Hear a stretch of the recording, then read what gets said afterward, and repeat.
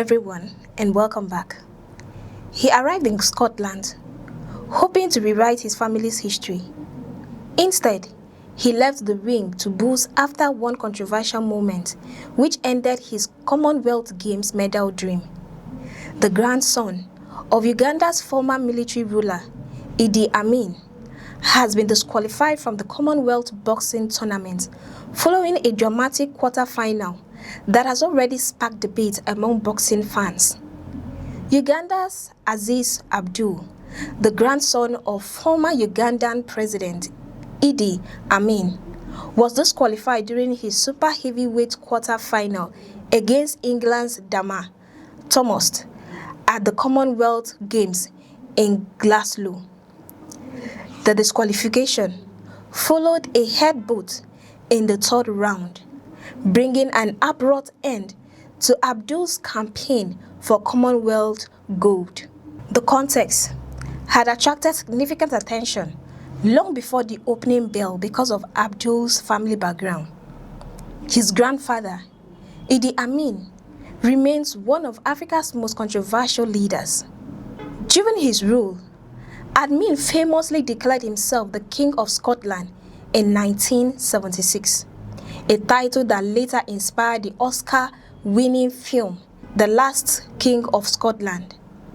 Before the tournament, Aziz Abdul had openly said he hoped to become the new King of Scotland by winning boxing gold in Glasgow. If I win the gold medal, I will be the baddest man in the Commonwealth, the baddest man in Glasgow, and the new King of Scotland. Inside the ring, however, events unfolded very differently. Abdul started aggressively and landed several powerful left hooks during the opening round. Despite his attacking approach, England's Dama Thomas responded with clean scoring punches, including a sharp left hand that resulted in a standing count against the Ugandan boxer, putting him under immediate pressure. As the fight progressed, Abdul struggled to control his aggression. During the second round, the referee deducted a point after ruling that he repeatedly punched Thomas as the two fighters were separating from a clinch. The deduction placed Abdul in an even more difficult position on the judges' scorecards and increased the pressure heading into the final round. The decisive moment came midway through the third round. According to the referee, Abdul raised his head and made contact with Thomas's chin in what was judged to be a deliberate headbutt. Having already received previous warnings during the contest, the referee immediately disqualified the Ugandan boxer. The decision was met with loud boos from spectators inside the arena as the fight ended in dramatic fashion. Following the bout, Abdul strongly criticized the referee's decision.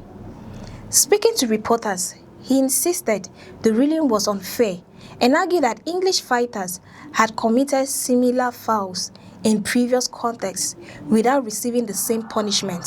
His comments have added another layer of controversy to an already heated contest. Under international boxing rules, referees have the authority to deduct points, issue warnings, or disqualify competitors for repeated or serious fouls, including intentional headbutts. The decision ultimately rests with the referee inside the ring, whose responsibility is to ensure both fighters compete safely and within the rules.